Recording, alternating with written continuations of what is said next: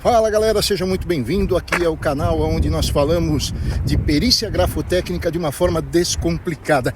Eu sou a Maurício Salerno e neste vídeo aqui eu vou falar com você sobre um medo eminente presente na vida de quem vai ingressar numa nova profissão. Reflete comigo sobre essa frase aqui, ó. A caverna que você tem medo de entrar, ela guarda o tesouro que você procura. Sabe por quê? O medo, ele é inerente ao ser humano. É um sentimento que, como uma moeda, ele tem duas faces, né? Há o aspecto positivo, que ocorre quando o medo te deixa alerta para determinadas situações e tem a ver, né, com a autopreservação do ser humano, com o sentimento de guarda que muitas vezes temos conosco, não é mesmo? E tem o aspecto negativo, que acontece quando o medo te paralisa e te deixa, vamos dizer assim, prostrado diante das dificuldades que surgem. Todo ato de heroísmo até hoje, né, ele se inicia pela superação de si mesmo, dos bloqueios que nós temos e que faz parte do ser humano. O medo, ele é a questão mais marcante na vida do próprio ser humano, pois na maioria das vezes é o medo que te impossibilita de seguir adiante com os seus sonhos e projetos. É o medo também que te faz questionar sua capacidade de realização e muitas das vezes acaba servindo como justificativa para você adiar ou desistir daquilo que você tanto busca. Quando me refiro à caverna que você tem medo de entrar, estou me referindo aos desafios que você prefere não enfrentar por conta do medo desconhecido que está escondido ali, dentro da caverna. Esse medo, ele faz com que você desista dos seus sonhos, desista dos seus objetivos, sem sequer tentar entrar na caverna. É exaustivo, né? Desesperador, mas também não precisa ser assim para sempre. Se você já gostou do tema desse vídeo, não se esquece de se inscrever aqui no canal para você estar sempre recebendo esses conteúdos que eu gravo sobre perícia grafotécnica, que vai te ajudar no desenvolvimento da sua carreira como profissional da perícia grafotécnica. E também não se esquece aí de ativar o sininho para você ser avisado sempre em primeira mão pela plataforma quando eu posto esses vídeos aqui. Seguindo com o conteúdo, não precisa ser assim para sempre, pelo fato de que você tem meios para entender em que caverna você está entrando. Hoje a internet te oferece a oportunidade de uma pesquisa, e uma pesquisa confiável. O problema é que normalmente as pessoas, elas não se envolvem com fontes seguras. Elas vão buscando sempre quem? Os haters da profissão. Então, quem são os haters da profissão ou do nicho? São aquelas pessoas que não se desenvolveram, não aplicaram o conteúdo que receberam como instrução dentro da sua atividade profissional. Fizeram o mínimo do mínimo ou nem fizeram. E sentaram e ficaram torcendo, esperando resultados. Eu vou falar aqui tão somente da perícia grafotécnica, o que é mais presente. Tenho mais de 1.500 alunos, tem um grupo com 850 peritos, não é? Já muitos economiações, muitos trabalhando com assistência técnica, outros começando hoje, enfim, tem todo tipo de perito ali dentro daquele grupo, onde nós fazemos um network forte ali do curso Segredos da Perícia, ok? Então, eu tenho uma base muito forte de quem já fez o curso comigo, quem veio de outras escolas e que hoje fica com esse medo sempre de dizer assim, eu não sei se eu continuo investindo na carreira, né? Porque eu não tive resultado. A pergunta que eu faço para eles e que já imediatamente cessa esse tipo de desculpa e essa procura pelo culpado, e para ir um pouco mais a fundo nisso, dizer uma falta de autorresponsabilidade, não ter consigo aquele negócio do accountability, que é assim, eu sou responsável pelos meus resultados, né? Eu faço a seguinte pergunta e quero que você faça para você. De tudo que se você veio de um outro curso, tudo que você foi orientado a fazer, você fez? Agora, você foi orientado a fazer determinada ação. Além daquela ação, você pesquisou, você quis se aprofundar, você buscou mais informações fora daquele conteúdo que você recebeu dentro do curso para poder se desenvolver? Eu tenho certeza que não. Sabe por quê? Porque todos, eu não estou falando que foi 99% e uma pessoa só chegou para mim, ou 1% das pessoas chegaram para mim e falaram, eu fiz, professor, mas não deu certo. Não fez. Se agir com responsabilidade Se agir com a verdade, ele vai responder para você que não fez e vai arrumar rapidamente o culpado e a desculpa. Não é porque eu tive um problema ali, é porque eu vi que, é porque eu ouvi que, é porque eu li que. É sempre assim. Eu entrei em todas as minhas atividades empreendedoras, e a última perdurou por 23 anos, né? Sem buscar a fundo, e não estou falando que isso é correto, o que era o mercado. Até porque eu não tinha clareza de pesquisa. Me faltavam os recursos, não era a internet como é hoje, 23 anos atrás, mas tinha informações. Se eu fosse a uma livraria, se eu fosse, enfim, buscando outras informações, numa junta comercial, coisas desse tipo, eu teria, né, num Sebrae da vida, eu teria muitas informações que me ajudariam. O Sebrae, né, quando você vai abrir uma empresa, ele está lá com seus consultores, pronto a te orientar se a tua ideia está boa ou não está boa, né? Mas olha só, eu fiz isso algumas vezes, fui ao Sebrae, mas a minha pesquisa nunca foi sobre comentários de outras pessoas que se deram mal na profissão. Pois eu sabia que o comentário dele não seria me incentivando. Eu sabia que se ele falhou, mas teve alguém que já acertou, eu preciso ir naquela pessoa que acertou e não naquele que falhou. Aquele que falhou não vai agregar valor nenhum para mim, a não ser que eu esteja buscando me fortalecer para permanecer na minha zona de conforto, para eu me auto-sabotar. Aí eu vou buscar informações com quem falhou, com quem errou, com quem não progrediu, com quem não evoluiu. E aí eu vou ter todo o feedback construído para poder dizer para quem me perguntar, cara, como é que é esse mercado? Eu viro o hater do nicho, o hater da profissão, e vou falar, cara, é uma porcaria. Então, aí a pessoa não tem aquela noção, como eu não tinha no passado, como você pode não ter nos dias de hoje, de falar assim, mas peraí, você fez tudo o que era para ser feito? Essa pergunta ninguém faz. O cara que está buscando a informação para parar, para não entrar na caverna e ir ao encontro do tesouro que ele procura, ele está com medo de entrar lá, ele não quer entrar, ele está com preguiça, ele está na zona de conforto, ele sabe que vai doer a transformação, ele está à procura dessa informação, ele está à procura dessa pessoa que vai falar para ele assim, cara, foi uma porcaria, não deu certo, você acredita? É mesmo. E aí ele se fortalece, pronto, cria um discurso e está pronto o discurso para quando o familiar dele, quando o amigo dele, quando os colegas dele lá de profissão chegarem para ele e falarem, e aí, aquilo lá que você estava tentando aquele projeto, não deu certo não, cara. Eu e mais 30 mil. Nossa, eu consultei um monte de gente, todo mundo ferrado. É uma mentira, claro. Nossa, não vai pra frente. Me diz aí, quantas pessoas você já ouviu falando isso de diversos segmentos? Eu vou dizer pra você assim, ó. Se você pesquisar o advogado, tem vários advogados que nem a OAB tiraram. Você vai ver, por exemplo, o contador, o cara falando que é uma profissão ridícula, que, nossa, horrorosa, precisa ter amigos, precisa ter colegas, a mesma coisa com a perícia. Precisa ter amigo juiz, precisa ter advogado. Olha, eu conversei com um amigo meu advogado, já está errado. O advogado, ele é persona não grata aos olhos do outro advogado e do juiz até, que tem que se distanciar deles para ter imparcialidade. O perito já é o contrário, ele é o braço direito do juiz, ele é o doutor, ele é o querido pelo juiz. O juiz precisa dele. Então, você vai buscar uma informação com um advogado sobre perícia, ele vai dar o que? A visão dele como advogado, persona não grata à outra parte, persona não grata ao processo, tá? Ao fluxo que vai acontecer ali de ataque, defesa, decisão, ataque, defesa, decisão. Ele está ali numa disputa, o perito não está em disputa alguma. O perito do juízo, falando aqui, primeiro da parte do perito do juiz, ele não está em disputa alguma.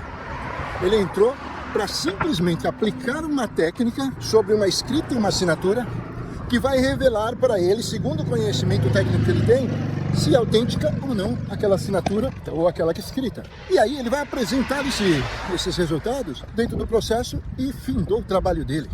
Então ele é uma pessoa totalmente diferente o que diz respeito ao relacionamento com as partes dentro do processo. Então você já vê que a primeira fonte que busca já está errada. A segunda é aquela que diz muito ao brasileiro, que é opinar por aquilo que não sabe, por aquilo que não tem conhecimento.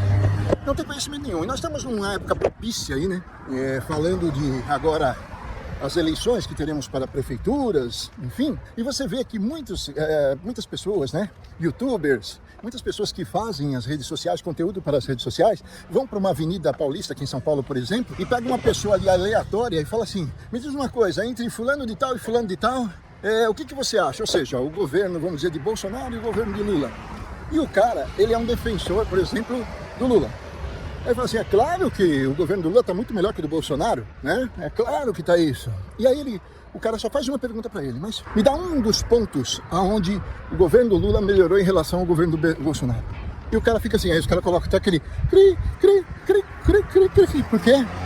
Pegaram uma pessoa que não tem conhecimento nenhum da política, ele tem simplesmente uma visão assim, gosto desse, não gosto daquele. Não foi a fundo, mas está dando opinião. E quando você pega uma pessoa um pouco mais esclarecida, que sabe fazer perguntas, né? Uma pessoa que já está mais aprofundada no tema e faz perguntas, ele enquadra a pessoa de tal maneira que a pessoa não tem mais escape. Então ela acaba demonstrando e fica com vergonha depois da falta de conhecimento. Então quando você vai para as redes sociais, comentários de pessoas que não conhecem nada sobre a perícia, esse você já até descarta. Pessoas que fizeram algum curso e estão reclamando, faça as perguntas corretas para essa pessoa.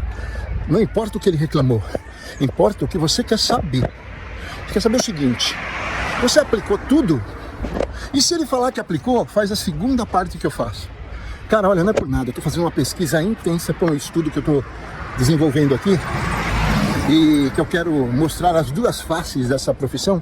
Você poderia dar um print em tudo que você fez e me mandar? Você vai ver se ele vai dar print, ou ele vai dar uma desculpa, um culpado. Ah, eu já eliminei tudo, sabe? Eu não quis nem saber. Ah, eu fiquei com tanta raiva que eu eliminei tudo, eliminou nada. A única coisa que ele não eliminou foi essa desculpa da vida dele. O que eu quero chegar com você é o seguinte. Comecei falando de uma frase aqui. A caverna que você tem medo de entrar guarda o tesouro que você procura. Direto ao ponto aqui, a perícia grafotécnica, ela me tirou de uma dívida monstruosa no mercado, de uma empresa que quebrou com 23 anos.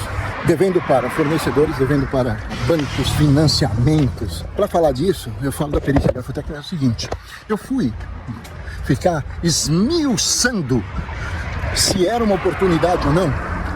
Ai, será que se eu investir tempo, investir dinheiro, eu vou ter retorno? Peraí, vou conversar com o fulano, Não, vou dizer exatamente como foi. No dia que eu completava 53 anos de idade, uma pessoa ao me cumprimentar, me dar os parabéns, falou assim, olha, como presente de aniversário, eu vou te dar as informações do que você precisa fazer para se tornar um perito.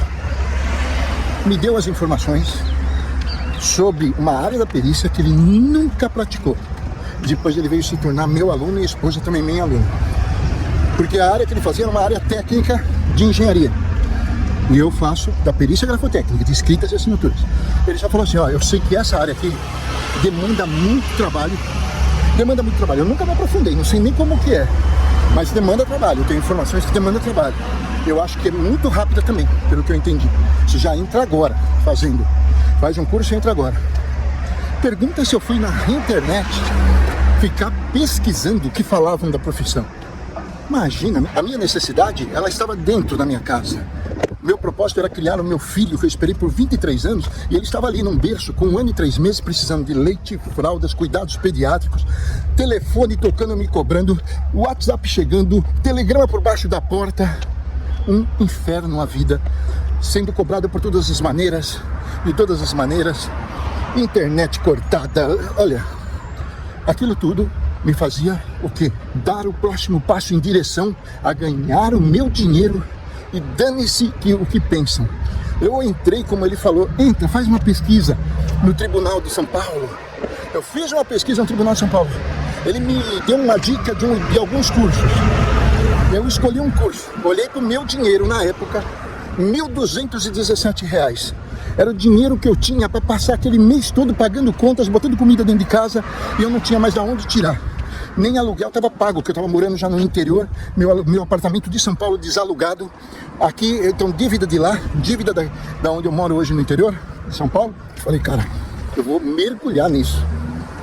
Mergulhei, para depois descobrir as coisas que eu precisava entender da profissão. Fiz o que tinha que ser feito, fiz um curso que me deu um conteúdo numa sexta-noite, num sábado até as 5 horas da tarde, num domingo até as 3 da tarde, e disse que eu já era perito. Bloqueou o WhatsApp de suporte na segunda-feira. Terminei no domingo às 15 horas, quando fui consultar, fazer minha primeira consulta, já estava bloqueado o suporte. Ou seja, eu caí numa fraude. E digo mais para você, tá? Essa fraude continua aí no mercado. Parei para me chocar? Não, disse o seguinte, vou dar a volta por cima, vou ser o melhor profissional da área, essa era a minha gana. Independente do que seja, eu quero criar o meu filho. Esse era o propósito. Você tem um propósito forte? Se você tiver um propósito forte, você não muda a tua mente, você conquista o que você conquistar. Se eu conquistei, você pode conquistar. Se outros conquistaram, você pode conquistar. Agora, se alguém não conquistou, é porque ele foi incompetente, porque já tem alguém que conquistou, cara. Já tem alguém que conquistou. Então não tem conversa, mas conquistou, mas foi numa conversa mole. Conversa mole. Você pega na área do futebol, Cristiano Ronaldo, Messi e Neymar. Se você olhar para os três, quais dos três você acha que tem habilidade inata e desenvolvida através de treino, muito treino, muito treino? E aquele que não tinha uma habilidade nata tão maravilhosa, mas que é o melhor do mundo, porque se aplicou para ser o melhor do mundo e superar o talento com o esforço. Quem você acha? Faz a pesquisa, você vai ver. Quem é o exemplo? Tem um corpo perfeito, uma saúde perfeita, não dá vexames aqui, não dá vexame ali, mas não tinha. Cristiano Ronaldo, apelidado até de robozão. Por quê? Porque foi pra cima e falou, cara, independente de eu ter habilidade ou não, a malemolência ou não que esses caras têm, eu vou ser o melhor do mundo. Tanto é que dribles dele são dribles que você olha, o corpo dele é duro. O corpo dele é duro. Mas foi educado a fazer um movimento para deslocar um zagueiro, foi educado para bater numa bola, foi educado para saltar mais alto que todo mundo, foi educado para chegar mais rápido na frente. Ele treinou para isso. Tudo isso eu estou te falando, por quê? Porque o medo que você tem de iniciar diz respeito também ao propósito que você tem para iniciar, continuar e não desistir. Se você tem um propósito fraco, que a primeira palavra você já vai desistir, você já parou. Essa grafotécnica é muito simples. Só de você entender que ao longo da vida você soube diferenciar algo que está inclinado para o lado direito, algo que está inclinado para o lado esquerdo, outra coisa que está perpendicular a uma linha reta, como se fosse uma linha de pauta. Ele está na vertical, apoiado numa linha de pauta. Você já identificou o primeiro exame grafoscópico que a gente faz. Não é o primeiro exatamente, mas um dos, que é a inclinação axial. Entender. Quando uma escrita está inclinada para um lado, inclinada para o outro, ela é perpendicular, ou ela é vertical, ou ela é retinha. Você tem capacidade de entender calibres, grandezas. Você olha uma morfologia, uma forma de uma letra construída, você sabe dizer que a da esquerda, ele constrói a letra com uma uniformidade preponderante pequena. O outro já é exagerado. Você consegue. Você acabou de fazer um novo exame grafoscópico, calibres e grandeza. Você com certeza, ao longo da sua vida, identificou quando vou falar num sentido hipotético, quando pessoas estão numa fila, todas encostadas uma na outra, ombro a ombro, braço com braço, perna com perna, estão espremidos ali. E numa outra fila que você olha, há espaçamento entre as pessoas. Acabou de identificar mais um dos 19 exames grafoscópicos que a gente aplica sobre assinaturas escritas. Por quê? Porque você acabou de conhecer o que é a lei das conexões. Como que uma letra se conecta com a outra. Tem espaçamento, tem momento gráfico, que a gente fala, que é a separação entre uma letra e outra, ou elas estão conectadas? E você é capaz de me dizer se elas estão conectadas porque as pessoas daquela fila que estão juntinhas uma da outra, se é o pé que está conectado com o outro pé, se é o braço que está conectado com o braço, se é o ombro, se são as mãos que estão entrelaçadas. Então, você começa a perceber que as conexões, elas têm até um ponto de conexão diferente. E agora trazendo para a escrita, isso tem a ver com o DNA de cada um. A escrita, ela é individual, ela tem o seu DNA. Eu tenho o hábito de começar, por exemplo, a letra A, vamos dizer, que da minha esquerda para no sentido anti-horário, vou para a direita, formo a bolinha, bato lá, volto, desço, faço uma conexão para a letra B. É a minha forma. Tem outras pessoas que já começam pelo lado direito, sobem, desce, vai lá no lado direito, continua e faz a conexão. Isso eu já estou falando para você, que você já sabe fazer. E são inúmeros. Ao longo da sua vida, eu sou capaz de dizer que tem mais coisas que você nunca parou para pensar, mas que faz parte da análise grafoscópica. São 19 dessa simplicidade. Então, as pessoas gostam do quê? De complicar o que é simples. E quem está dentro da profissão tem uma culpa muito grande com isso, porque quer valorizar, quer ser o reconhecido mesmo como o cara diferenciado, que alcançou o que muitos não alcançarão, porque ele é um expert, porque ele é um cara fantástico, porque ele é o cara da hora.